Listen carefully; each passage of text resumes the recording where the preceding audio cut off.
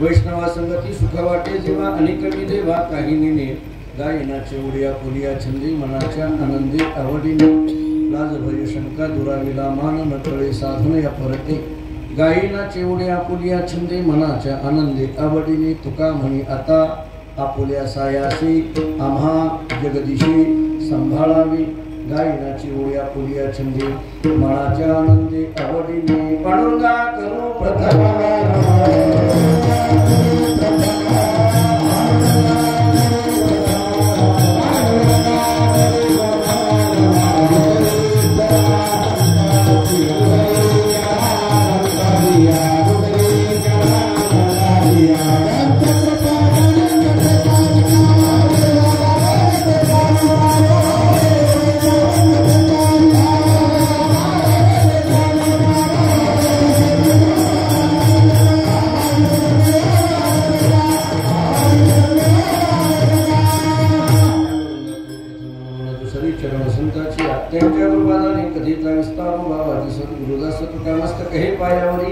या वारकरी संताची जेणे पंढरी सारखाची आपला धामणगाव केला वैकुंठाधिपती श्री विठ्ठल सखा सोयरा जोडीला जो का भक्त विरक्त भूतवटी विख्यात हा बोधला त्या श्री संत सद्गुरुमान पूजी चरणी साष्टांग मी घातीला विढाला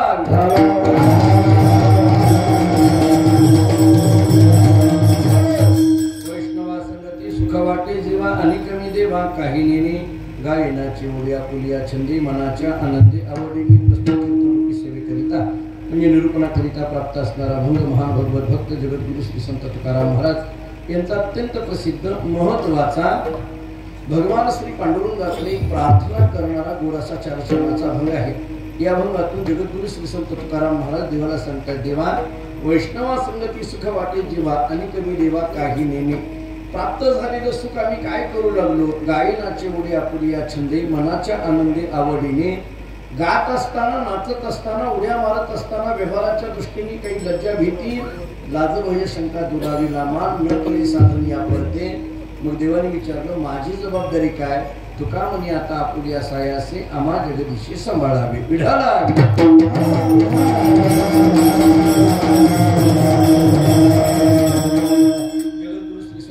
महाराजांच्या वास्तव्याने पदस्पर्शाने पावन झालेला हा सगळा परिसर ही भूमी या भूमीमध्ये जगद्गुरु श्री संत तुकाराम महाराजांच्या सदैव वैकुंठगमनाचा अर्थात विजेचा सोहळा मोठ्या उत्साहामध्ये या ठिकाणी संपन्न होता।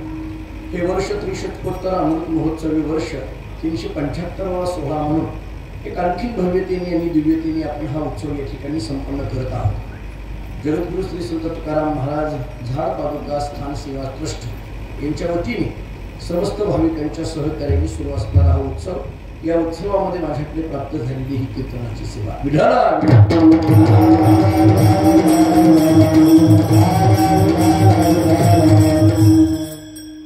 जगद्गुरु श्री संत तुकाराम महाराज देवाशी बोलताय ऐका तुकाराम महाराजांचा आणि पांडुरंगाचा संवाद आहे असं या भंगाकडे पाहिल्यानंतर म्हणता येतं।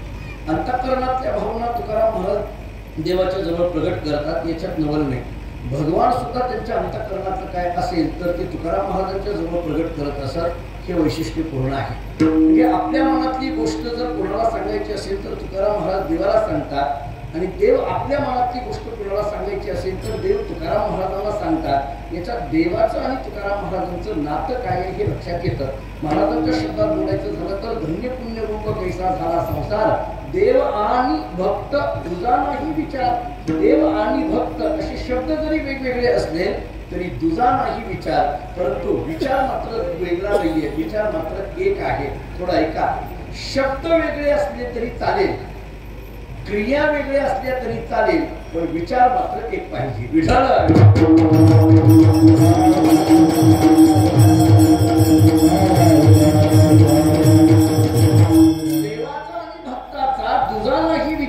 असे तुकाराम महाराजांचे शब्द आहेत। आणि म्हणून देव आणि भक्त ऐक्य स्थितीला पोहोच झालेले तुकाराम महाराज आपल्या अंतःकरणातल्या भावना देवाच्या समोर प्रगट करतात। देवाचा आणि तुकाराम महाराजांचा हा संवाद आहे, दोघांचं एकमेकाशी बोलणं आहे। तत्वज्ञानाने 3 भूमिका सांगितल्या, एक वाद नावाची भूमिका आहे, दुसरी विवाद नावाची भूमिका आहे आणि तिसरी संवाद नावाची भूमिका आहे। ऐका, वाद कशाला म्हणायचं, विवाद कशाला म्हणायचं आणि संवाद कशाला म्हणायचं. वाद या शब्दाचा अर्थ काय? आपल्या लोकांना एकच वाद माहिती आहे, भर चौकामध्ये बाहेर चालून केला जातो त्याचं नाव वाद. आपल्याला याच्यापेक्षा पलीकडे माहित नाहीये. पण शास्त्राने अशी व्याख्या केली आहे, वादे वादे जायते तत्वबोधा. तत्वज्ञानाचं चिंतन जिथं घडतं त्याला वाद असं म्हटलं जातं. हा वाद शब्दाचा एक विचार. आता थोडं पुढे ऐका. विवाद कशाला म्हणायचं? दोन व्यक्ती एके ठिकाणी बसून एकाच विषयावर जर भिन्न भिन्न मत मांडत असतील तर त्याला विवाद म्हणा. दोन व्यक्ती एके ठिकाणी बसून एकाच विषयावर वेगवेगळी मत मांडत असतील तर त्याला विवाद म्हणा. महाराजांच्या गाथातला एक विवाद आपल्याला सांगतो. जेव्हा तुकाराम महाराज जगातल्या प्रत्येक घराघरापर्यंत पोहोचतात आणि प्रत्येकाला सांगतात, देव घ्या कोणी, देव घ्या कोणी, देव घ्या कोणी.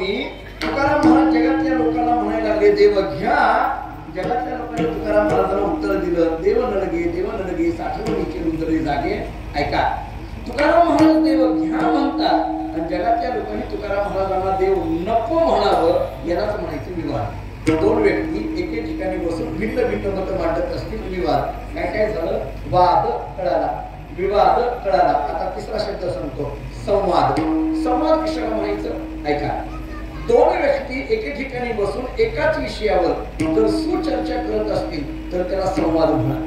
दोन माणसं एके ठिकाणी बसून चांगलं काहीतरी एका विषयावर चर्चा करत असतील तर त्याला संवाद म्हणा. कबीर महाराजांचा हिंदी मधला दोहा सांगतो, बहुतेक सगळ्यांच्या पाठात असेल तरी सांगून जातो. कबीर महाराज एके ठिकाणी असं सांगतात, सज्जन को सज्जन मिले करे दो दो बात. मला वाटतं पूर्ण सांगायची गरज नाही, पूर्ण आपल्या सगळ्यांच्या पाठातच आहे, पण तरी सांगून जातो. सज्जन को सज्जन मिले करे दो दो बात और गधे को गधे मिले खाली दो दो बात. कबीरांचं बोलणं आहे. सज्जन को सज्जन, दोन चांगली माणसं एके ठिकाणी आल्यानंतर चांगलंच बोलणार. देवाचा आणि तुकाराम महाराजांचा संवाद आहे. माझा प्रश्न आहे, संवादामध्ये दोन व्यक्तींचं बोलणं असतं. या अभंगामध्ये तुकाराम महाराज देवाला काय बोलतात हे चारही चरणात लिहिलेलं आहे. पण देव तुकाराम महाराजांना काय बोलतो हे कुठेही लिहिलेलं नाहीये, तरी याला संवाद म्हणायचं कसं काय? तुकाराम महाराज बोलतात हे कळतंय, पण देव बोलतो हे कळत नाहीये ना, मग याला संवाद कसं म्हणायचं? ऐका, तत्वज्ञानातलं एक उत्तर देतो आणि व्यवहारातलं एक उत्तर देतो. दोन वेगवेगळी उत्तरं देतो. तत्वज्ञानामध्ये एखाद्या वस्तूचं ज्ञान होण्याकरता 6 प्रमाणांचा विचार सांगितला. प्रत्यक्ष प्रमाण, अनुमान प्रमाण, शब्द प्रमाण, उपमान प्रमाण, अर्थापत्ती प्रमाण, अनुपलब्धी प्रमाण. मला सगळा वेदांताचा विषय सांगायचा नाहीये, पण अनुमान प्रमाण कशाला म्हटलं जातं? एका वस्तूच्या प्रत्यक्षतेवरनं दुसऱ्याचा अंदाज लावणं याला अनुमान प्रमाण म्हटलं जातं.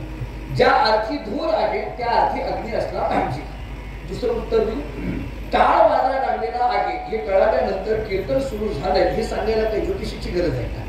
ज्या अर्थी टाळ वाजतोय त्या अर्थी कीर्तन सुरू झालेलं आहे. तसं ज्या अर्थी तुकाराम महाराज देवाला बोलतात त्या अर्थी देवही तुकाराम महाराजांना बोलत असला पाहिजे. म्हणून या दोघांचा संवाद आहे असं म्हणा. समजा एवढ्यावर नाही कळालं, मी दुसरं उत्तर देतो. बारीक आहे का? काय आहे, बऱ्याच वेळेला आपल्याला असं घडतं, एखादा मनुष्य फोनवर बोलत असतो, काहीतरी त्याची चर्चा चाललेली असते, आपण त्या रस्त्याच्या जवळून जात असतो, तो माणूस फोनवर बोलतोय हे आपण ऐकलं, तो माणूस काय बोलतोय हेही आपण ऐकलं, तो माणूस पाहिला, तो काय बोलतोय हेही ऐकलं. पण मला आपल्या सगळ्यांना प्रश्न असा विचारायचा आहे, तो माणूस ज्या माणसाला फोनवर बोलतोय तो पलीकडला माणूस आपण पाहिलाय का? पलीकडला नाही. पण आपण अंदाज काय लावला, ज्या अर्थी हा इकडून फोनवर बोलतोय त्या अर्थी त्याला तिकडून कुणीतरी बोलत असलं पाहिजे. मला पुढच्या गमतीने सांगू, अलीकडल्या काळात तिकडून कुणी न बोलता सुद्धा इकडून बोलण्याची संख्या जास्त. कधी कधी चालू कीर्तनामधून आलो आलो आलो आलो म्हणून उठून जातात. फोन आलेला नसतो, याला उठून जायचं असतं.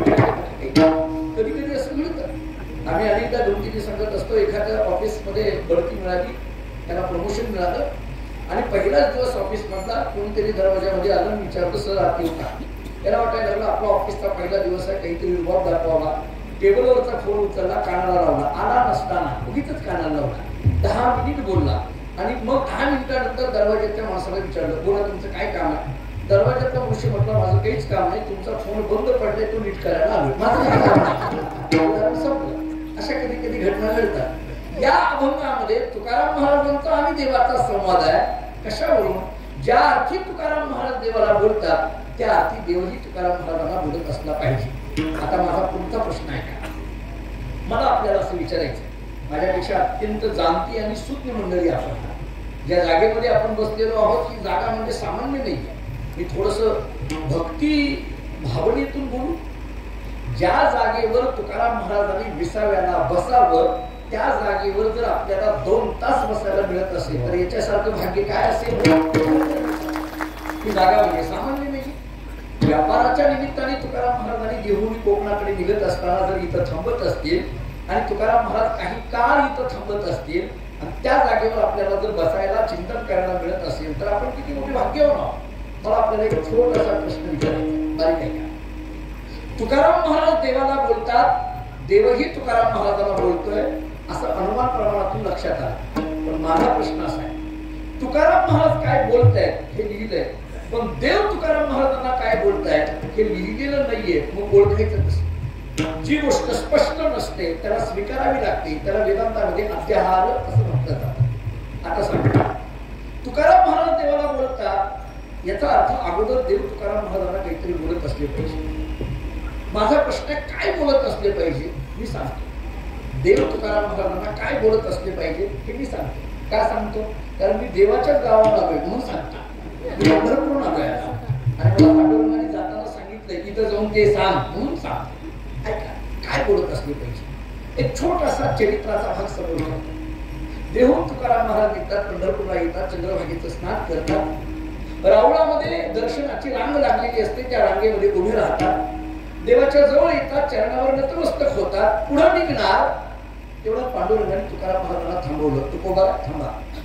तुकोबाने विचारलं, काय रे देवा का थांबवलं? नाही थांबा, माझं एक काम आहे, थांबा. तुकोबा एका कोपऱ्यामध्ये उभे राहिले. 1 तासाभरानंतर तुकोबाने विचारलं, देवा जाऊ का? नाही थांबा. आणखीन 1 तासाने विचारलं, देवा आता तरी जाऊ का? नाही थांबा. आणखीन 1 तासाने विचारलं, देवा आता तरी जाऊ का? नाही थांबा. मी आपल्या सगळ्या श्रोत्यांना एक प्रश्न विचारतो, बारीक आहे का?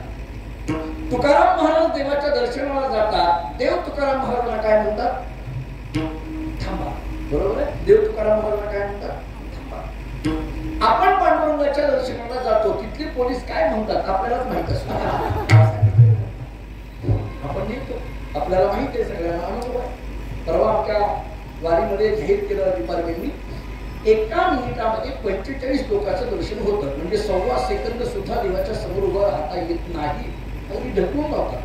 म्हणजे आपण चालायची गरज नाही, आपोआप चालले जातो आपण. 3 तास झाला तुकाराम महाराज उभे आहेत. देव फक्त तुकोबारांच्या चेहऱ्याकडे पाहतोय. 3 वेळेस तुकोबारांनी विचारलं जाऊ का? देव थांबा म्हणताय. थोडस सात्विक संतापाने तुकाराम महाराजांनी विचारलं, देवा एवढा वेळ झाला मी विचारतोय तुला जाऊ का? थांबा थांबा म्हणतोय, काही बोलतही नाहीये, माझ्या फक्त चेहऱ्याकडे बघतोय. देवा तुला झालंय तरी काय? काही बोलायचं असतं तर बोलावं, नाही तर मला जाऊ द्यावं. का माझा उगीच चेहरा बघत राहायला लागलाय? काही बोलत नाही, उगी तोंडाकडे बघत राहायला. देवाच्या लक्षात आलं, हे रागवलं. देवाने विचारलं, तू कोवर आहे? काही नाही. तुम्हाला इथं आल्यानंतर कसं वाटलं? म्हटलं झाले समाधान. आता ऐका, देवाने सांगितलं तुकोबार आहे, मी फक्त तुमच्या चेहऱ्याकडे बघतोय आणि थांबा थांबा थांबा असं म्हणतोय. त्याचं कारण आहे. म्हणजे काय कारण? मी मगापासून फक्त तुमच्या चेहऱ्याकडे बघतोय. देवाने सांगितलं त्याचं कारण असं आहे, तुकोबार आहे, तुम्हाला पाहिलं की मला समाधान वाटतं म्हणून थांबा. बाकी पाहिलं की मला समाधान वाटतं. मी एक युक्तिवाद करू, ऐका. देवाला पाहिल्यानंतर जर तुकाराम महाराजांना समाधान वाटत असेल तर तुकाराम महाराज किती समाधानात असतील याचा विचार नाही. पटलं तर दुसरा युक्तिवाद देतो. ज्ञानोबराय तुकोबारायचं नाव घेणारे आम्ही सामान्य महाराज मंडळी, ज्ञानोबराय तुकोबारायचं नाव घेणारे आम्ही महाराज मंडळी. थोडं स्पष्ट बोलायचं झालं तर ज्ञानोबा तुकोबाराच्या नावावर सध्या तरी आमचं महाराष्ट्रात बरं चाललंय. खरं बोलायला गेलं काय आपल्याकडे नाही तर वेगळं आमच्याकडे दुसरी शिदोरी काय आहे.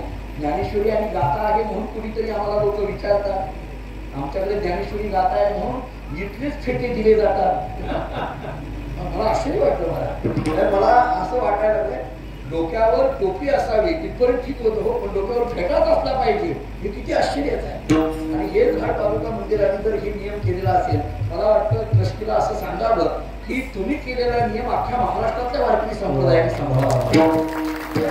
कुठेतरी आपल्या संप्रदायाला आज अलीकडे नाही तर आज परिस्थिती बिकट आहे.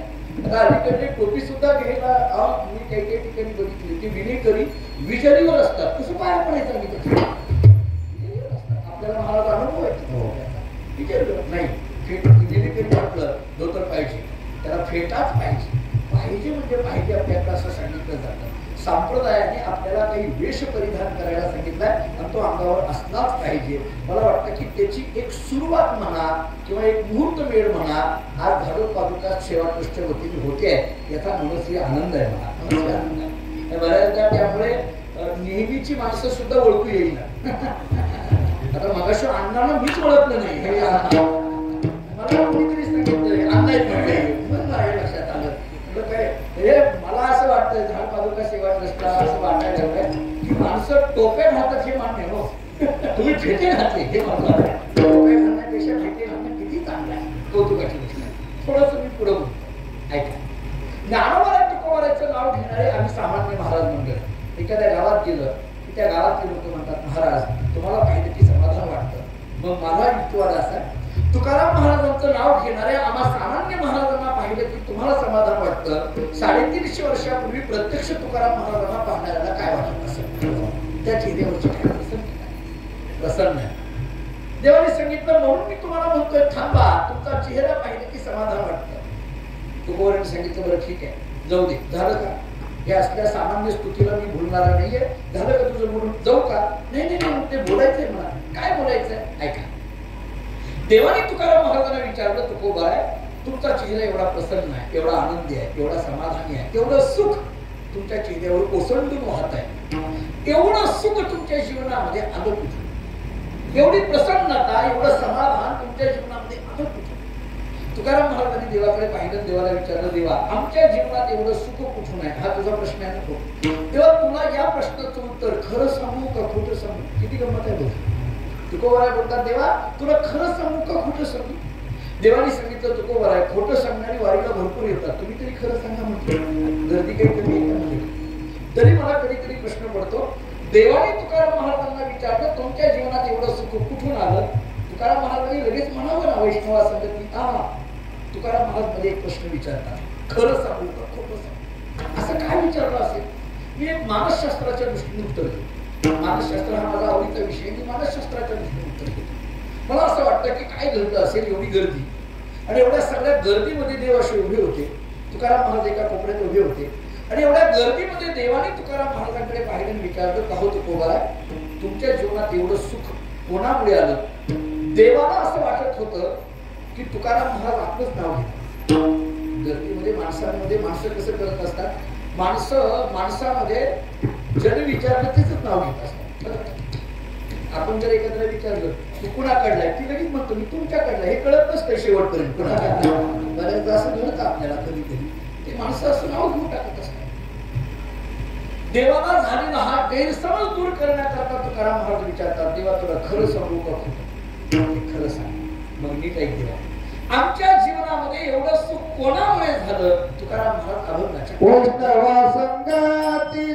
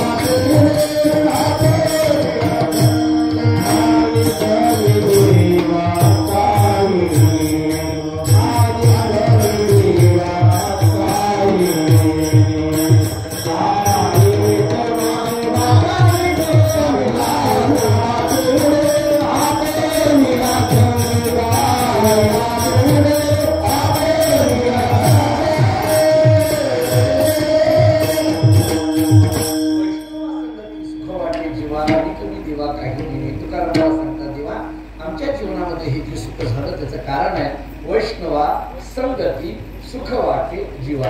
काय का अभंगाच्या पहिल्या चरणाचा पहिला शब्द आहे वैष्णव. माझा प्रश्न आहे की वैष्णवच नेमकं कुणाला म्हणायचं? वैष्णव या शब्दाची व्याख्या तरी नेमकी काय करायची? थोड्या स्पष्ट काही भूमिका मांडतो. नामदेव यांच्या शब्दांचा आधार घेऊन बोलतो. नामदेव यांनी एका अभंगामध्ये असं चिंतन केलंय, एखादा गायन करायला लागला तर त्याला वैष्णव म्हणायचं का? नामदेव सांगतात गायन करीशी तरी गुणीजनाची होशी परी वैष्णव होती आहे जन.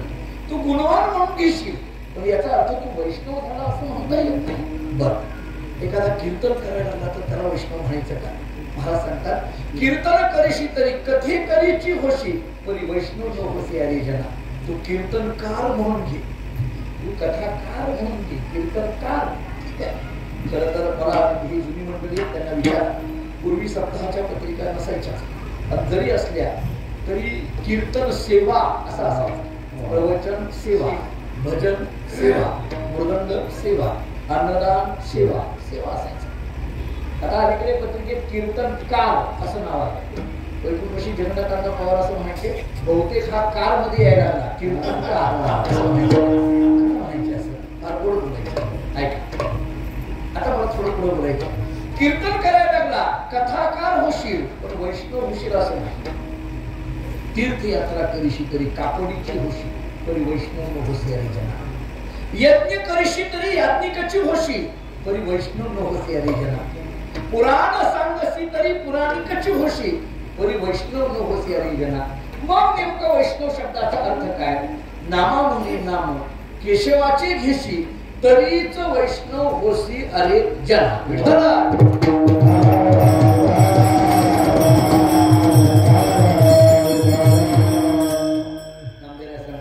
भगवंताचं नाम घेणारा जो कोणी असेल त्यालाच वैष्णव म्हणा, अन्य कोणालाही वैष्णव नामदेवाने म्हणायला तयार नाही.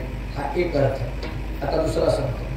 दुसरा अर्थ सांगत असताना तुकाराम महाराजांचे शब्द सांगून पुढे जातो. तुकोबाऱ्या सांगतात विष्णुमय जग वैष्णवांचा धर्म. भेदाभेद भ्रम अमंगळ विष्णुमय जग अशी स्थिती ज्यांची झालेली आहे त्यांना म्हणा वैष्णव. ऐका किती गोष्टी झाल्या. माझा विषय चाललाय वैष्णव कुणाला म्हणायचं. त्याच्यातला पहिला विचार सांगितला. नामदेव सांगतात नाम केशवाचे घेशी तरीच वैष्णव होशी अरे जना. एक दुसरा विचार चाललाय विष्णुमय जग अशी स्थिती ज्यांची आहे त्यांना वैष्णव म्हणा. विष्णुमय जग. आता तत्वज्ञानाने पुष्कळ चिंतन केलं पण मी एकच ज्ञानवारांचं हरिपाठाचं प्रमाण देऊन पुढे जातो. चराचरामध्ये परमात्मा भरलेला आहे या स्थितीमध्ये येतो. ज्ञानदेवा पाठ हरि हा वैकुंठ भरला गणघाट.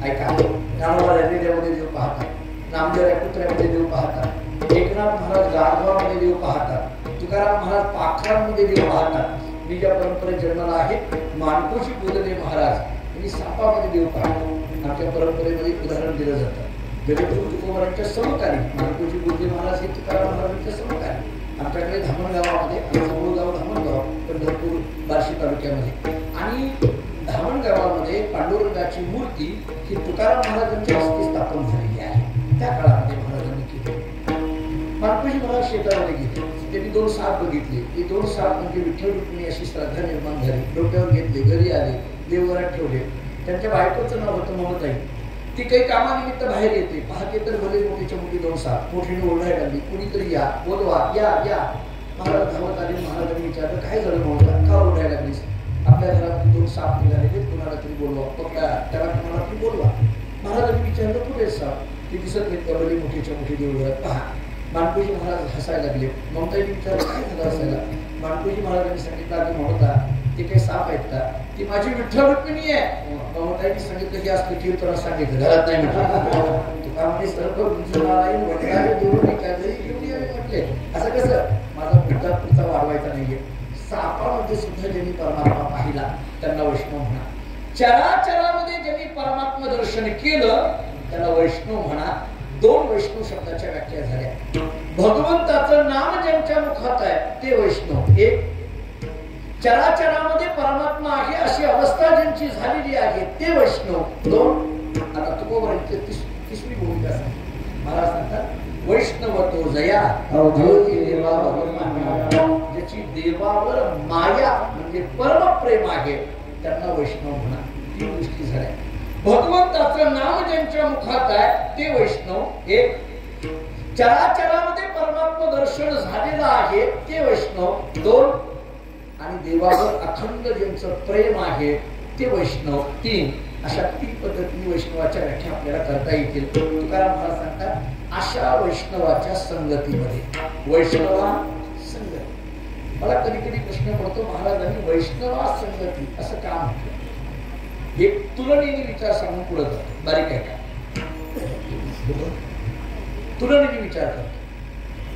ज्ञानोबा सांगतात, मुक्ती मिळवायची असेल तर देवाच्या संगतीमध्ये एक क्षणभर उभा राहू. देवाची मुक्तीच्या साधी सगळ्यांना माहिती आहे. ऐका, मुक्ती मिळवण्याकरता देवाकडे एका क्षणाची गरज आहे. पण तीच मुक्ती मिळवण्याकरता संतांकडे मात्र अर्धा क्षण घडता संताची संगती. शांती लक्षात आलं का? पहा, म्हणजे अर्ध्याच क्षणात मुक्ती देणारे हे संत आहेत. म्हणून तुकाराम महाराज सांगतात, वैष्णवा संगती. अर्ध्या क्षणात माझं कधी होतं. समजा हे फारसं नाही भावलं, मी दुसरं सांगतो. वैष्णवा संगती असं का? वैष्णवाची संगती महाराज का म्हणतात? एक साधा विचार समोर पुढे जाता येण्यासारखा आहे. वैष्णवाची संगती का? याचा एक साधा विचार कर्मशास्त्राच्या दृष्टीने असा आहे, प्रारब्ध कोणालाही बदलविता येत नाही हा कर्मशास्त्राचा नियम. माझं बोलणं नीट आहे का? जुनी जाणती मंडळी आपण, प्रारब्ध कोणालाही बदलविता येत नाही हा कर्मशास्त्राचा नियम आहे. पण पुढचं वाक्य सांगू, वैष्णवांच्या संगतीमध्ये प्रारब्धच बदलून जात. म्हणून वैष्णवा संगती. वैष्णवाची संगती प्रारब्धच बदलून जात. प्रारब्ध या शब्दाचा अर्थ नशीब. नशीब कोणाला बदलता येत नाही असं कर्मशास्त्रही सांगतं, जुनी जाणती माणसंही सांगतात. परंतु नशीब बदलून टाकण्याचं सामर्थ्य फक्त एका संगतीमध्ये आहे, अगदी म्हणजे वैष्णवाच्या संगती. अशी कित्येक उदाहरणं दिली. उगे धावतात जर बोलायचं झालं तर ज्ञानोबांच्या संगतीमध्ये जे जे गेले त्यांचं प्रारब्ध बदललं. तुकाराम महाराजांच्या संगतीमध्ये जे जे आले त्या माणसाचं प्रारब्ध बदललं. नामदेवांच्या संगतीमध्ये जे जे गेले त्यांचं सगळ्यांचं प्रारब्ध बदललं. याचा अर्थ प्रारब्ध बदलवण्याचं सामर्थ्य वैष्णवाच्या संगतीत आहे. म्हणून वैष्णवा संगती. आणखीन एक विचार सांगतो, ऐका. आणखीन एक विचार काही, आत्मा परमात्मा याची जाणीव जर कुठं होत असेल तर ती केवळ वैष्णवाच्या संगती. नावाची ओळी देऊन पुढे जातो. ते ज्ञान पैगा बरे जरी मनियाची अनावी तरी संताया भजावे सर्वस्वी. आमची आम्हाला ओळख करून देणारे जर कोण असतील तर ते वैष्णव आहे. ऐका, जीवाला जीवाची ओळख करून द्यायचं सामर्थ्य केवळ वैष्णव. उदाहरण प्रमाणात छोटी छोटी देऊन पुढे जातो. तुकोबाराज सांगतात, खरं तर हे आपलंच आहे, आपल्याच जवळ आहे. जुना जुगारीचे नाणी बहुता काळाचे ठेवणे लोकले होते पारिकर्मणे धावचळणे सुतविला. महाराज नाटाच्या अंगामध्ये म्हणतात, जुना जुगारीचे नाणी लोकले होते, पूर्वीच आहे, आमचंच आहे, आमच्या जवळ आहे, पण ते झाकले नाही. ते आपल्याला मिळालं. याची जाणीव करून देण्याचं काम जर कोण करत असतील तर ते संत तुका म्हणे होता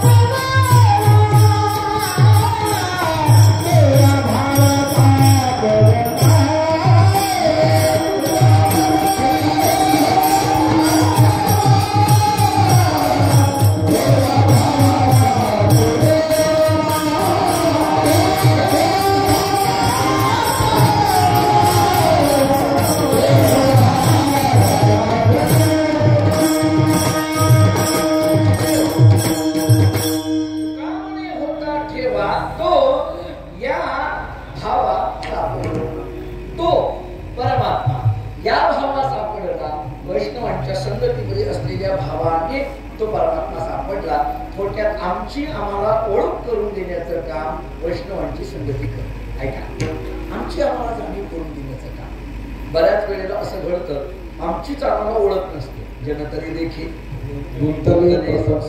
स्मरण तो त्यांचे त्यासी नाही गोड सांगतात ना स्मरण तो त्यांचे त्यासी नाही बऱ्याच वेळेला आपल्यालाच आपलं स्मरण नसतं आपल्यालाच आपलं माहित नसतं बऱ्याच वेळेला असे गंमत घडते आता आपल्याला किती अनुभव आहे माहित नाही म्हणजे बसच्या प्रवासामध्ये एसटीच्या प्रवासामध्ये एखादा पिलेला माणूस जवळ येऊन बसला बसल्या बसल्या माझा पाय खाजवायला लागला माझा पाय खाजू नका तो म्हणला माझा कुठे शोधून द्या स्मरणात कधी कधी अशी माणसं असतात तत्वज्ञानाच्या भूमिकेमध्ये आपलीच आम्हाला ओळख नाहीये मी वासुदेव तत्वता पण कधी कळो येईल विचारला आणि ही ओळख करून देण्याचं काम जर कोण करत असतील तर ते वैष्णव म्हणून वैष्णवा संगती तीन गोष्टी झाल्या तर त्यांचा आराध्यात क्षणात मुक्ती मिळते म्हणून वैष्णवा संगती प्रारब्ध बदलवून टाकण्याचं सामर्थ्य वैष्णवाकडे आहे म्हणून वैष्णवा संगती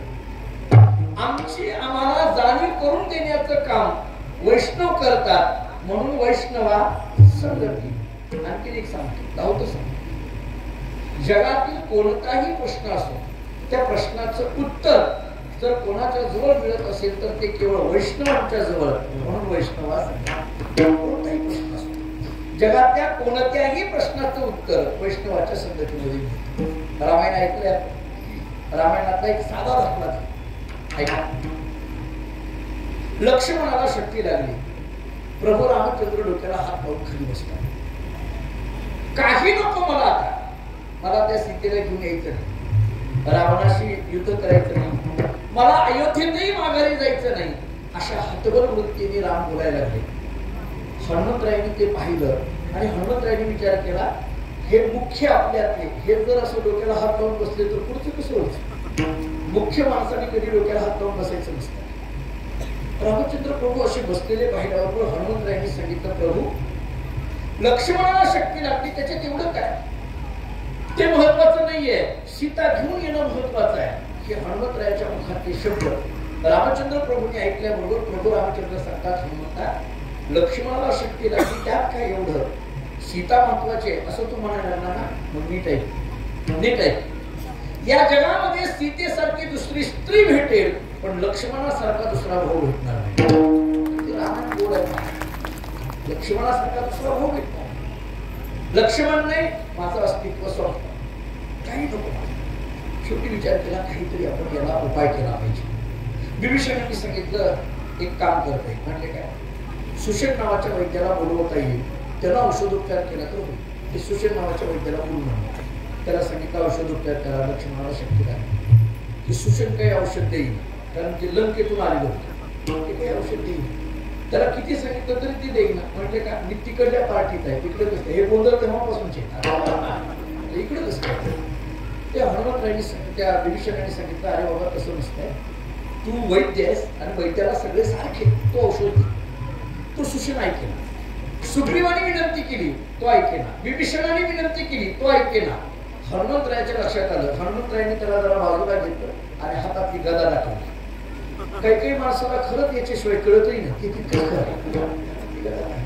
गदा पाहिल्याबरोबर ते सुषेणाच्या लक्षात आलं. आपण जर नाही सांगितलं तर प्रथम पुण्यस्मरण वर्ष श्राद्ध आपली इथंच आहे. नाही म्हटलं, थांबा सांगतो, पण कोण घेऊन येणार? हनुमंतरायांनी सांगितलं, ते लोक तुला तुला जेवढ्यातलं कळतं तेवढ्यातलं बोल. आणि तुम्हाला एक सांगू का, माणसाचा आवाका केवढा आहे तेवढंच करावं. आवाक्याच्या बाहेर जाऊ नये माणसाला. आपला आवाका काय, आपल्याला कशातलं कळत, माणसं ज्याच्यातलं कळत नाही त्याच्यात घुसतात. आता मृदंगाच्या बाबतीत ही सगळी मंडळी कमी झाले ज्याला सांगितलं त्यांना कळतं. चालीच्या बाबतीत एक एका होणी बळी दे, कोणती तार कुठे म्हणायची यांना चांगलं कळतं. तुम्ही त्यांना ते विचारा, त्यांना विचारा दिलकी अभंग कसा म्हणायचा, एक ठुकी अभंग कसा म्हणायचा, वासदेवाच्या चाली कशा लावायच्या, आंधळा पागला कसा म्हणायचा, जोगी कसा म्हणायचा, त्यांना विचारा. ही मंडळी त्यातली एक रोज आहे, त्यांना ते विचारलं पाहिजे. तुम्ही यांना पकवाजातलं विचारा, सरपटी कशी वाजवायची, लगी कशी वाजवायची, मुखडा कसा वाजवायचा, किंवा वेगवेगळ्या उतरणी कशी घ्यायची, त्यांना त्यातलं कळलं. मी कीर्तन कराय, मला कीर्तन झाल्यावर तुम्ही काय विचारलं पाहिजे? ज्ञानेश्वरीची ओळ विचारा, गात्यातला अभंग विचारा, वेदांताची प्रक्रिया विचारा. एका माणसाने मला विचारलं, तुमचं लग्न झालं काय, किती मुलं किती मुली, काय गरज काय मला त्याची? बरोबर, त्याच्या चर्चा करायची आवश्यकता नाही. ऐका, लक्ष्मणाला शक्ती लागली, सुषेणाने सांगितलं औषध आहे, कोण घेऊन येणार? हनुमंतरायांनी सांगितलं, मी आहे. ते तू डोकं लावू नको, काय आहे ते सांग. द्रोणागिरी पर्वतावर जावं लागेल, संजीवनी नावाची वल्ली आणावी लागेल, काही काळजी करू तर तो व्यवस्था. हनुमंतराय गेले, त्या पर्वतावर गेले. ते औषध सापडलं नाही म्हणून त्यांनी तो पर्वतच उचलला. असं आम्ही लहानपणापासून ऐकत आहोत. तुम्ही बहुतेक तेच ऐकलं असेल. मला एक प्रश्न, हनुमंतरायाला औषध सापडलं नाही म्हणून त्यांनी पर्वत उचलला. पर्वत उचलला हे मान्य आहे, पण हनुमंतरायाला औषध सापडलं नाही हे काही मला बरोबर वाटत. सापडलं नाही कसं? सापडलं नसेल तर बुद्धिमत्ता वरिष्ठ म्हणायचं कसं? सापडलं. नियोगी अर्थ करत असतो, समजे गमतीने अर्थ असा करत असतो. हनुमंतरायाला औषध सापडलं, पण तरी पर्वत का उचलला? हनुमंतरायाने विचार केला, आता लक्ष्मणाला शक्ती लागली म्हणून मला पाठवलंय. उद्या आणखी कोणाला तरी शक्ती लागल्यानंतर मलाच जायचं आहे, त्याच्यापेक्षा औषधाचं दुकान तिथं नेऊन ठेवलेलं बरं. कुणाला असं मोकळं ऐकायचं झालं. ते घेऊन निघाले. भरताने पाहिलं हे काहीतरी संकट आहे. भरताने धनुष्याला बाण लावला, तो बाण सोडला. हनुमंतरायाच्या कंठावर तो बाण प्रहार करणार, तेवढ्या त्या बाणाच्या लक्षात आलं, याच्या मुखातून राम राम शब्द बाहेर यायला लागले. त्या भरताच्या धनुष्यातून सुटलेल्या बाणाने विचार केला, हा तर भक्त आहे, याला आपण कसं काय प्रहार करणार? माघारी जावं, भरताचा अपमान होईल, पुढे जावं, हनुमंतरायावर प्रहार होईल. पाठीमागं गेलं तरी पाप आहे, पुढे गेलं तरी पाप आहे, काय करावं? त्या बाणाच्या लक्षात आलं, कोणताही प्रश्न पडला की संतांच्या पायाकडे जावं. आणि म्हणून तो बाण हनुमंतरायाच्या कंठाकडे न जाता हनुमंतरायाच्या पायाकडे गेला. नवे नवे अंगठ्याजवळ गेला, अंगठ्याला स्पर्श केला आणि असा खाली ओढायला लागला. हनुमंतरायांनी विचार केला, एरवी या बाणाने मला प्रहार करण्याच्या ऐवजी याला स्पर्श करून जर तो खाली उतरत असेल तर या बाणाला नक्की काहीतरी सांगायचं आहे. हनुमंतराय त्या बाणाच्या बरोबर खाली येतात. भरताची हनुमंतरायाची गाठ पडते, पुढचा सगळा अनर्थ टळतो. याच्यातून काय शिकावं? कोणताही प्रश्न पडला की वैष्णवांच्या चरणाजवळ गेलं की त्याचं उत्तर मिळतं. म्हणून वैष्णवा संग विठ्ठल.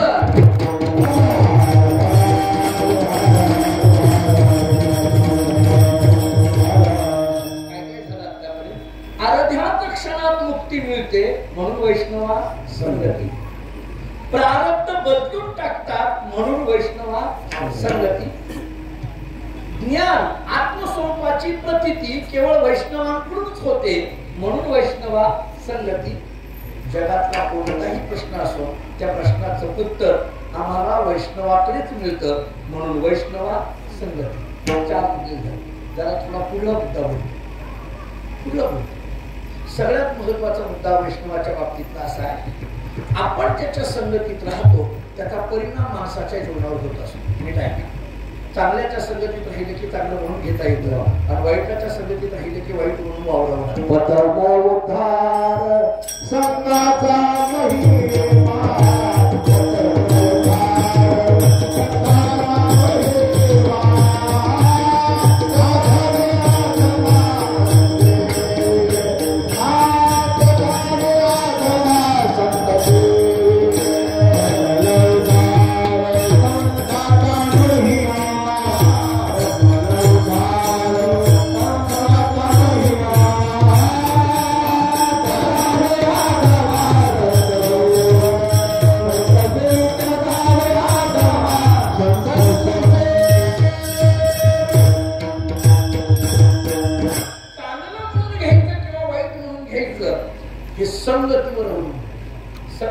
संगदोष हा शास्त्राची भाषा.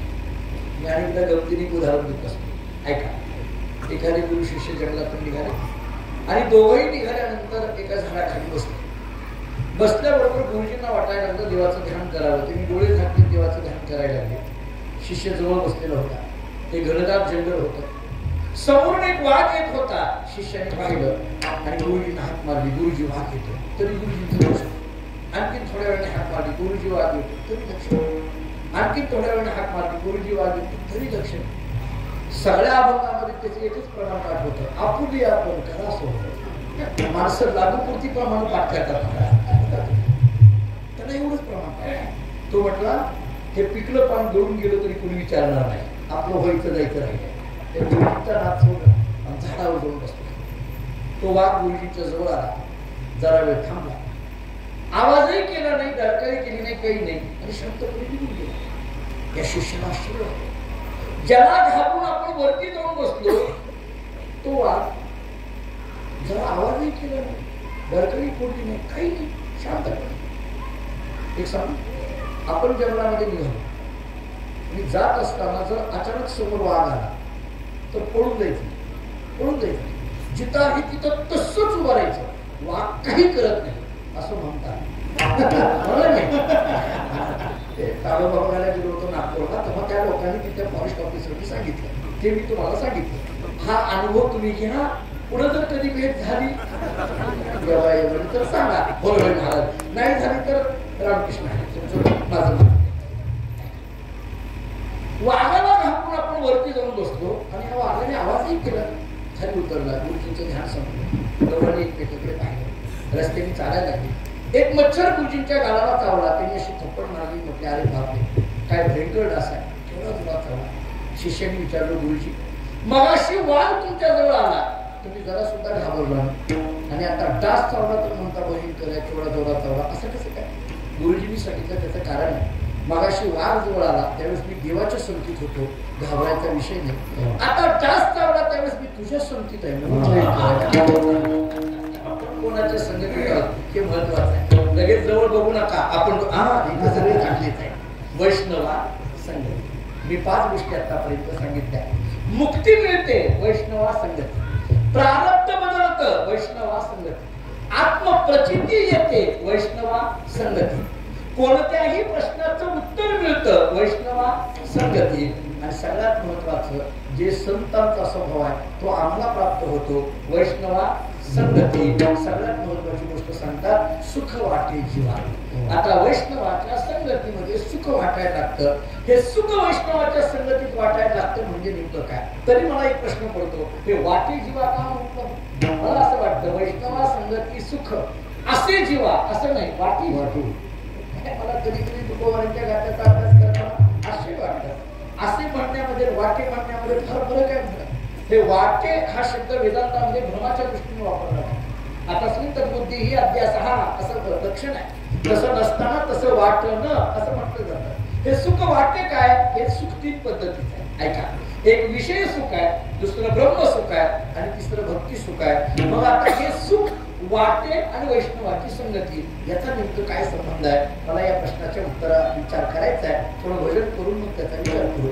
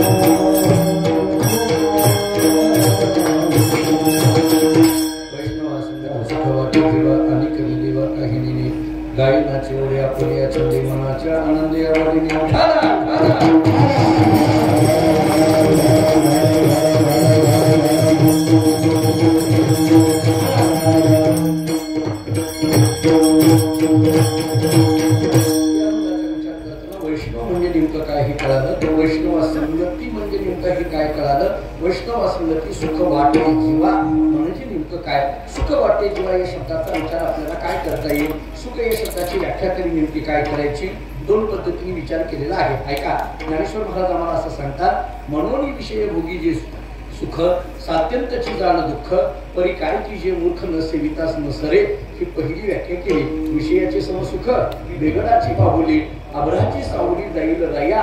म्हणजे बऱ्याच वेळेला आम्हाला जरी ते सुख वाटत असलं तरी ते सुख नाही, सुखाचं पांघरून असतं. ऐका, म्हणजे खऱ्या अर्थाचं सुख वेगळं आणि सुखाचं पांघरून घेतलेलं सुख वेगळं. म्हणजे बऱ्याचदा असं घडतं, बेगडाची बाहुली म्हणत असताना वरून जरी बेगड असलं तरी आतमध्ये केवळ आणि केवळ जिखरच असतो. तसं वरून जरी सुखाचं पांघरून असलं तरी आतमध्ये केवळ आणि केवळ दुःख आहे. या सुखाचा विचार ज्ञानोबा किंवा तुकोबा आम्हाला मान्य करत नाहीत. दुसरा महत्वाचा विचार आहे किंबहुना सोये जीवात्मा याची लागे तेथे जे होये तया नाम सुख ही खरी सुखाची व्याख्या सांगितली जाते. आणि मग या सुखाचा पत्ता कुठं आहे तर वैष्णवाच्या संगतीमध्ये ती सुख आहे. सुख एक हेची ठाई बहुपायी सुख या संत समागमे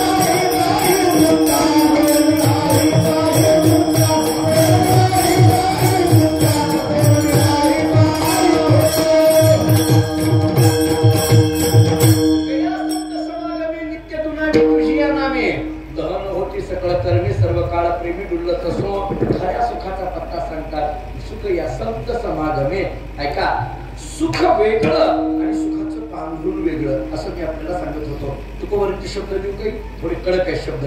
तुकोबराय सांगतात तुका म्हणी नको वरपंग देवा ही माझी सेवा भावना महाराज म्हणतात हे वरपंगपणा मला नको आहे, हा बहिरंगपणा मला नको आहे. अंतरीची घेतो गोडी जोडीली वाक्य सांगत असतात. ऊपर तो बहुत म्हणे अंदर तो राम झाली असं म्हणत असतात. माणसं वरून कसे जरी असली तरी आतून कसे ते फार महत्वाचं असतं. माणसं वरून किती जरी कठीण दिसत असली तरी आतमध्ये काय आहे हे महत्वाचं असतं. आणि अंतरी भावना वेगळी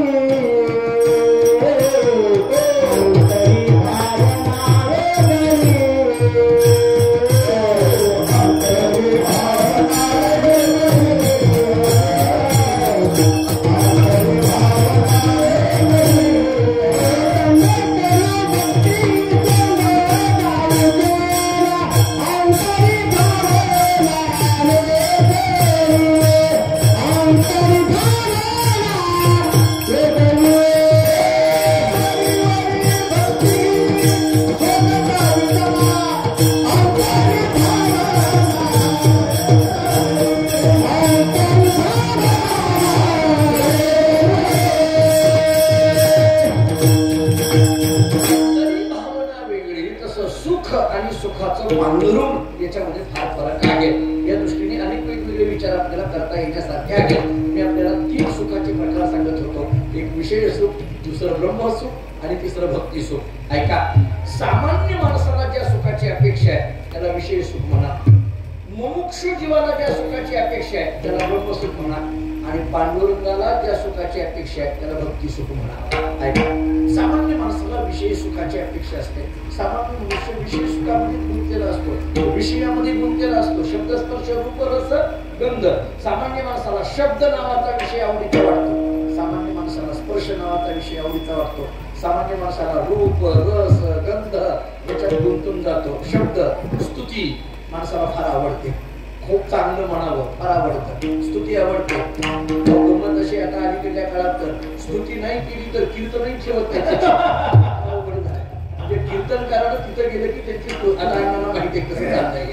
कीर्तनकारानं त्याची तिथं स्तुती करावी लागते. मी तर आता काही काही कीर्तनकारांना वर्णनाचार्यच म्हणायला लागले. काही त्याच्याशिवाय दुसरा विषयच नसतो. तसं खरं तर स्तुती करायची असेल कीर्तनात कोणाची करा, देवाची करा, संतांची करा. निंदात्व स्तुती करावी देवाची, स्तुती करावी देवाची, स्तुती करावी देवाची, स्तुती करावी देवाची, मानवाची वाणे, मानवाची वाणे,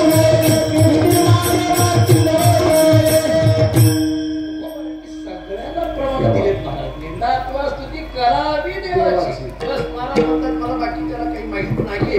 या दृष्टीने थोडासा विचार करा. सुखाचा विचार केला तर सामान्य मनुष्य या विषयामध्ये गुंतला. शब्द नावाचा विषय त्याला हवा हवाचा वाटायला लागला. स्पर्श नावाचा विषय त्याला हवा हवाचा वाटायला लागला. रूप माणसाला त्याला हवा हवाचा वाटायला लागलं. गंध त्याला हवा हवाचा वाटायला लागला. रस हवासा वाटायला लागला. मला सांगतात हे विषय सुख आहे. आता थोडं पुढे ऐका. ब्रह्मसुख, जीव ब्रह्म ऐक्यातलं जे सुख आहे त्याला ब्रह्मसुख म्हटलं जातं. तुका म्हणे कैची कीव हे जीव निराळा, हे जे सुख सांगितलं जातं ना त्याला ब्रह्मसुख म्हणा. आणि आता तिसरं महत्वाचं ऐका, भक्ती सुख. या सुखाकारणे देव वेळा वैकुंठ सोडून संत सगळी येऊन राहिला. ही भाषा जर आपण डोळ्यासमोर घेतली तर आपल्याला लक्षात येईल की या सुखाकारणे याचा अर्थ भक्ती सुखाकारणे कित्येक प्रमाणाने घेऊन जाईल किंवा एक एक दाखले घेऊन जाईल. भगवंताने अनेकांच्या घरी कामं केली याचा फार मोठा यादीच आहे किंवा फार मोठी यादीच आहे ना. भगवंतानी कोणाकोणाच्या घरी कामं केली याची यादीच आपल्याकडे आहे ना. पण मी धावतो बोलतो ऐका.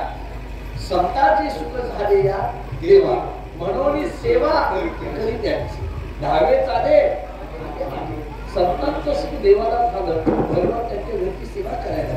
एकनाथ महाराजांच्या घरी भगवंतांनी सेवा करावी. तुकोबरांच्या शेतामध्ये देवाने सेवा करावी. नामदारांच्या घरी देवाने सेवा करावी.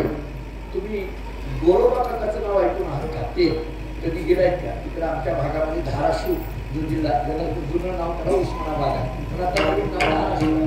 गोरोबा काका फार मोठं चरित्र. दोन्ही हात तुटले. कसे तुटले का तुटले सांगत बसत नाही. काकांचे दोन्ही हात तुटले. काकांना वाटायला लागलं मी भजन कसं करणार. पांडुरंगाला बातमी कळाली. पांडुरंग परमात्मा विचार करतात की आता काका मडकी कशी बनवणार. देव काकांच्या मडक्याची चिंता करतोय आणि काका देवाच्या भजनाची चिंता करतात. शेवटी देवाने विचार केला कोणाला तरी कुंभार म्हणून पाठवावं. कोणाला पाठवायचं. देवाने विचार केला कोणाला तरी पाठवण्यापेक्षा आपल्याला काय काम आहे आपणच झोप. देवाने कुंभाराचे कपडे घातले. देव निघाले. ऐका ते कुंभार म्हणून निघाल्याबरोबर देवाच्या लक्षात आलं कुंभार झालो मान्य पण गाढवाला महत्व आहे की गाढव पाहिजे की बरोबर. गाढव कुणाला करायचं. देवाने इकडे तिकडे पाहिलं. गरुडाकडे पाहिलं. गरुडाकडे पाहिल्याबरोबर गरुडाच्या लक्षात आलं बहुतेक नंबर आपलाच आहे. आज्ञापालन सेवकाचा धर्म. देव कुंभार झाले. ऐका गरुड गाढव झालं निघणार. तेवढ्या देवाने विचार केला मी कुंभार झालो. गरुडाला गाढव केलं पण गाढवावर माती टाकल्यानंतर त्या गाढवाला हाकण्याकरता पाठीमागे कुंभाराची कोण लागते. बायको लागते. त्या गाढवाला हाकायला कुंभाराची बायको लागते. त्या गाढवाला हाकायला बायको लागते. बायको शिवाय गाढवा हाकलीच जात नाही. दुसऱ्या डोक्यात घेऊन आपलं सहज रुक्मिणी मातेने सांगितलं मी नाही का रुक्मिणी माता कुंभारी झाल्या. तिघही तेर मध्ये गोरोबा काकांच्या अंगणात आले. मोठ्याने हात मारली. काका बाहेर येऊन पाहतात एक कुंभार तुझी बायको गांधव सगळं बरोबर आलं. काकांना आनंद वाटला. बोला काय काम. त्या कुंभाराने म्हणजे पांडुरंगाने बोलायला सुरुवात केली. काका तुम्हाला एका नोकराची गरज आहे असं कळालं. मलाही एका ठिकाणी नोकरीची गरज आहे म्हणून मी तुमच्याकडे आलोय. मला नोकरीवर ठेवून घ्याल का. अखंड कोटी ब्रह्मांड नाईक पांडुरंग परमात्मा काकांना म्हणतोय मला नोकरीला ठेवून घ्याल का. काकांनी त्या कुंभाराकडे पाहिलं सांगितलं कुंभार दादा खरंच मला एका नोकराची गरज आहे आणि तुम्ही स्वतःहून माझ्या घरी आला. कुंभार दादा खरं सांगू का अगदी तुम्ही देवासारखा आला. देवाने विचार केला सारखा शब्द कशाला घातला. देव चालून सारखा काय बर कुठे माती काय करायचं सगळं दाखव. तेर मधल्या मातीला पांडुरंगाचा हात लागला आणि त्याच्यातून मडकी बनायला लागली. ती मडकी काही सामान्य असतील का. तडक आणि सुबक अशी मडकी गर्दी होऊ लागली. काही लोक काकांच्या जवळ जाऊन म्हणायला लागली गोरोबा काका वाईट वाटून घेऊ नका पण तुमचा नोकर तुमच्यापेक्षा चांगली मडकी बनवतोय म्हणे. आता नोकर काही सामान्य तुमचा नोकर तुमच्यापेक्षा चांगली मडकी बनवतोय. जरा बरोबर त्या पांडुरंगाने इतकी सगळी मडकी बनवली त्या मातीच्या मडक्याचं काही घेऊन बसला. सगळा आनंद. काकांनाही आनंद. बातमी आळंदीपर्यंत गेली. ज्ञानाबाई मुक्ताबाईच्या कानावर गेली. मुक्ताबाईंनी विचार केला पंढरपूरला जाण्याच्या अगोदर तेरला जाऊ काकांना भेटून मग पंढरपूर निघाले. निवृत्तीनाथ महाराज ज्ञानेश्वर महाराज सोपान काका मुक्ताबाई निघाले. तेर मध्ये आले. आल्याबरोबर बरोबर पांडुरंगाने हे लक्षात घेतलं. पांडुरंगाने गरुडाला सांगितलं आपलं गबाळून जाणार पंढरपूर घाटात आपल्याला ओळखणारी माणसं आळंदीहून आलेत. आळंदीची माणसं फार हुशार तेव्हापासून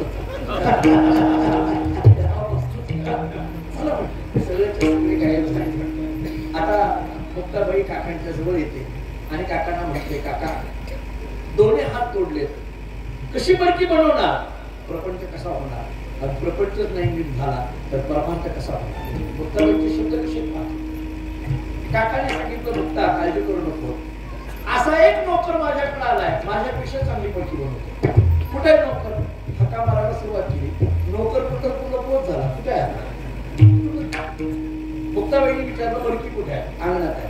मुक्ताबाई बाहेर जाते एक एक मडकं उचलते चहू बाजूने पाहते. मुक्ताबाईच्या डोळ्यात अश्रू यायला लागले. काकांनी विचारलं काय झालं मुक्ताबाईला. मुक्ताबाईने सांगितलं काका या मडक्याकडे तर पहा प्रत्येक मडक्यावर शंख चक्र गदा पद्म ही चिन्ह उमटलेली आहेत. तुमच्या घरी काम करत होता तो सामान्य कुंभार नाही विटेवरचा पांडुरंग परमात्मा काम. काकाने ती मडकी पाहिली. काकांच्या डोळ्यात अश्रू आले. काकाने देवाला विचारलं देवा माझ्यासारख्या कुंभाराच्या घरी तू का काम केली. देवाने एकच उत्तर दिलं काका तुमच्यासारख्याच्या घरी राहिलो तुमच्या संगतीत राहिलो की मला सुख वाटतं. मग माझा प्रश्न आहे जर वैष्णवाच्या संगतीत देवाला सुख वाटतं तर वैष्णवा संगतीत सुख वाटले जीवा असं का बसू नये.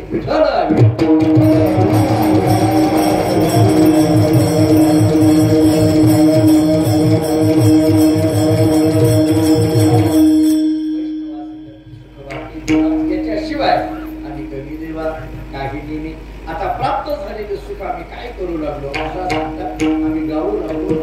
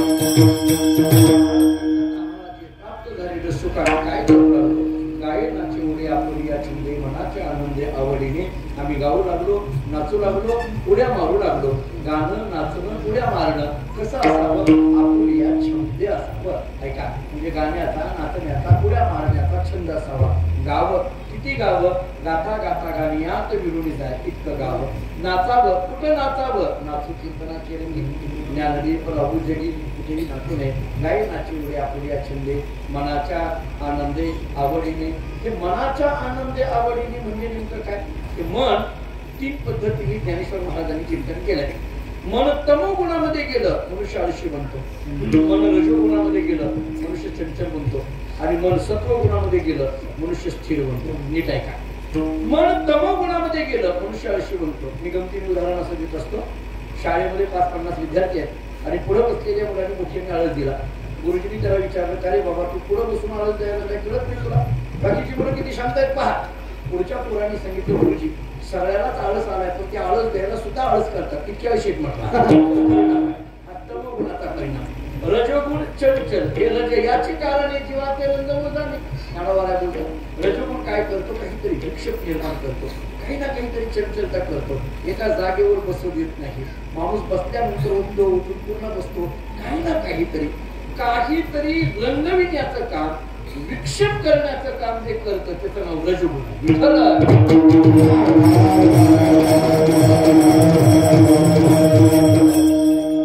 परमार्थामध्ये माणसाने सावध राहावं त्या रजोगुणापासून. परमार्थामध्ये माणसाने सावध राहावं लागतं रजोगुणापासून. मी एवढा मोठा नाहीये, खरं तर आदरणीय मंडळी, पण तरी आमच्या पिढीतल्या नवीन मंडळी करता मात्र मी एक सांगितलं. तुकाराम महाराजांचा एक अभंग घरी गेल्यानंतर आवडतो मला. घरी गाता वाचणार आहे आपण मंडळी. एक अभंग एवढा गोड तुकाराम महाराजांनी सांगितलाय. क्षणक्षणा संभाळितो, साक्षी होतो आपुला, न घडावी पायी तुटी, मने मिठी घातली, विचारतो वचनाची, धरून शुद्धी ठेवली, तुका म्हणे मागे भ्यालो तरी झालो जागो. मला सांगतात क्षणक्षणा संभाळितो. जीवनामध्ये क्षणाक्षणाला संभाळावं लागतं. प्रसिद्धीपासून संभाळावं लागतं, सत्तेपासून संभाळावं लागतं, संपत्तीपासून संभाळावं लागतं, स्वतःला प्रत्येक क्षणाक्षणाला या सगळ्या गोष्टीपासून संभाळावं लागतं. कारण कोणती प्रसिद्धी, कोणती संपत्ती, कोणती सत्ता कधी माणसाच्या अधपतनाला कारण ठरेल सांगता येत नाही. त्यामुळे साधक जीवनामध्ये सावध झालो हरीच्या बोलण्याकरता या न्यायाने राहावं लागतं. त्यामुळे रजोगुण हा कधी निर्माण होईल सांगता येत नाही. मला सांगतात हे रज याची कारणे जीवाचे रंज उदाने आणि सत्वगुण स्थिर करतो. आणि या तीनही गुणाच्या पलीकडे जाणं याला गुणातीत म्हटलं जातं. आणि ही गुणातीत अवस्था मनाच्या आनंदाची अवस्था आहे. मनाच्या आनंदी आवडीने ते करत असताना काही करायचं लाजायचं नाही. लाज भय शंका दुरावी मान, न कळे सारे या परते. लाज भय शंका आणि मान हे चार शब्द खूप महत्वाचे आहेत. आमचे वडील आम्हाला एक वाक्य सांगत असतात, ज्याला या परमार्थामध्ये येताना चार गोष्टी सोडता आल्या तो खरा परमार्थ. इथं लाजू नये, इथं भिवू नये, इथं शंका मनात आणू नये आणि मान आपल्या मनाचा विचार करू. या चारही गोष्टी बाजूला टाकाव्या. लाज भय शंका दुरावीला मान, नकळे साधन या परते. सरते शेवटी तुकाराम महाराजांनी देवाला तुका म्हणे आता आपोल्या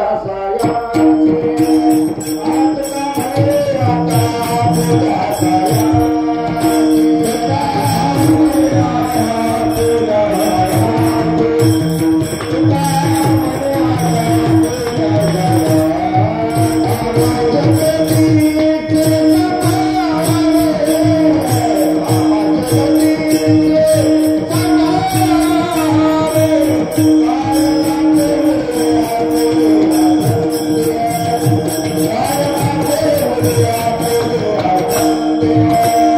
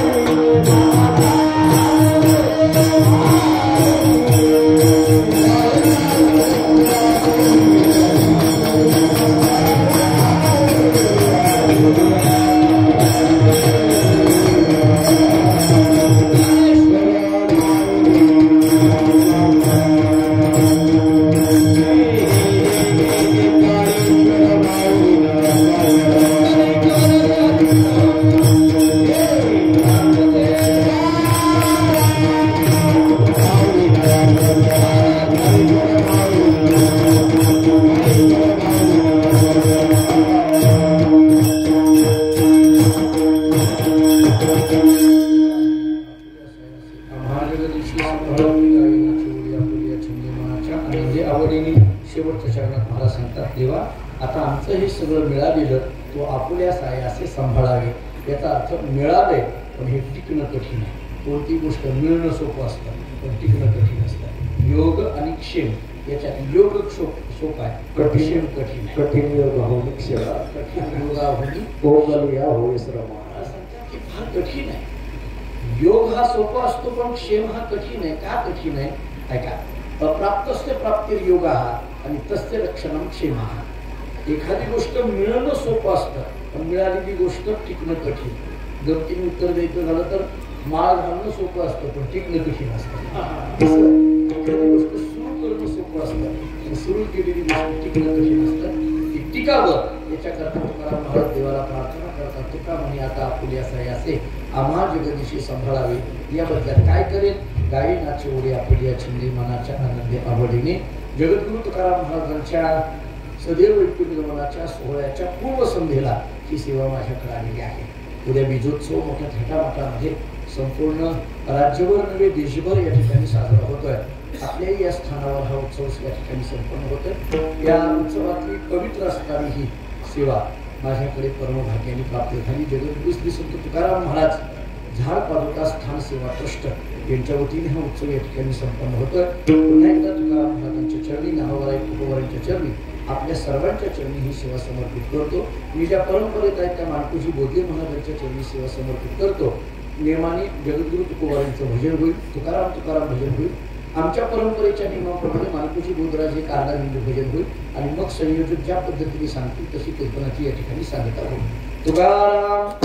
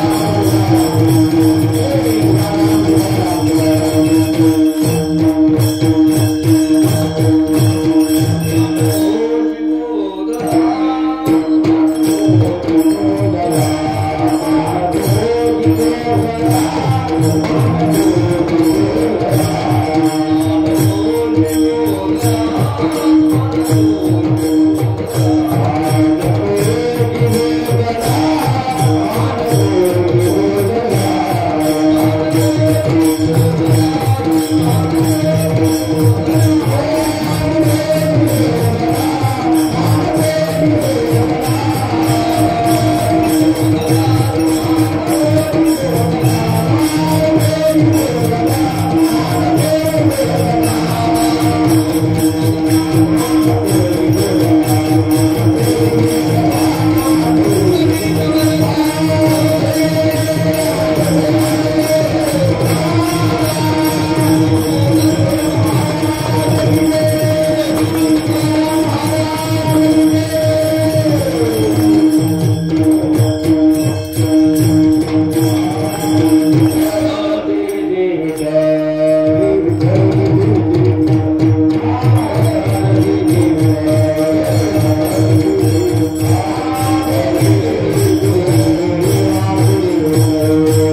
Thank you.